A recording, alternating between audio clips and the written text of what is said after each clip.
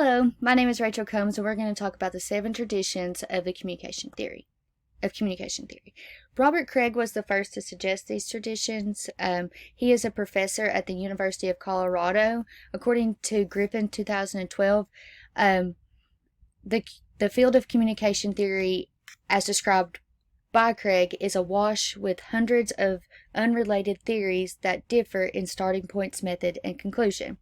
Craig goes on to explain in his 1999 essay, Communication Theory as a Field, that each tradition of communication theory derives from and appeals theoretically to certain commonplace beliefs about communication while challenging other beliefs. He also thought that there were many different ways, or many different traditions that could take place in ways of communication. These are some of the 7 that we're going to talk about.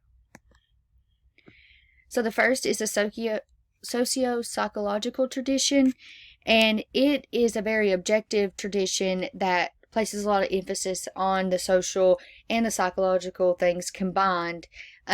Social being, as you see in the picture, family, religion, wealth, and society, and psychological being feelings, thoughts, actions, and beliefs, and how that comes into play and allows you to ask the question, how can I change things if they are not communicating properly? Griffin 2012 explains that they look for cause and effect relationships that will predict the results when people communicate. By having this kind of results, it's a lot easier to know what the outcome will be and what your end goal is. Next, we have the Cybernetic, and this is communication as information processing. This is a very goal-oriented tradition that focuses a lot on the feedback that is given from communication in order to make corrective actions if there was any issues. Griffin also explains that theorists in the cybernetic tradition seek to answer questions such as how does the system work, what could we do to change it, and how can we get the bugs out. Next, we have the theoretical tradition, and that is the art of public speaking when it involves communication. Influence through verbal and nonverbal communication. In the theoretical approach is how can we influence through verbal and nonverbal communications. The Moody College of Communications explains that theoretic tradition is concerned with how people throughout history convince the nature, scope, and function of theoretic, how the theory, practice, and critique of theoretic has intertwined with, constrained by, and impacts people's views about government, citizenship, good and evil, and the life worth living. There's a lot more to it than just saying, this is just public speaking. No, you have to think about what kind of influence that speech or that act of public speaking of that art is having through their verbal and their nonverbal communication.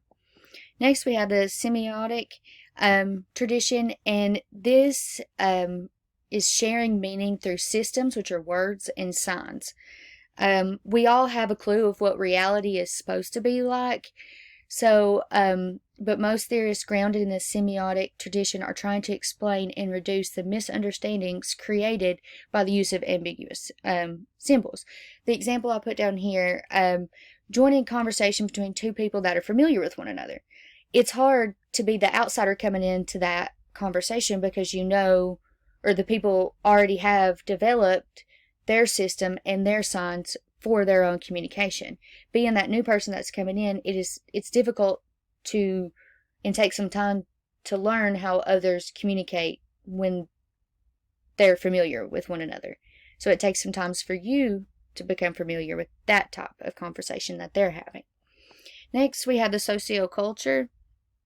And the socioculture relationship, how does the society operate? How does that context that's happening affect the culture, and how does that culture affect the social practice? And reality is shaped by that dominant language that is there usually. According to Griffin, the Socio in 2012, the socioculture tradition is based on the premise that people talk, therefore they share generally the same idea of reality and how that society operates.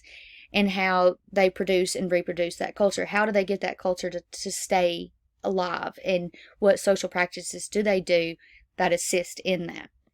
So next we have the critical tradition, and this has a lot to do with language and ideology, communication as a reflective challenge of unjust discourse. This comes from the Frankfurt School. The group that controls the language also is usually the dominant one in society.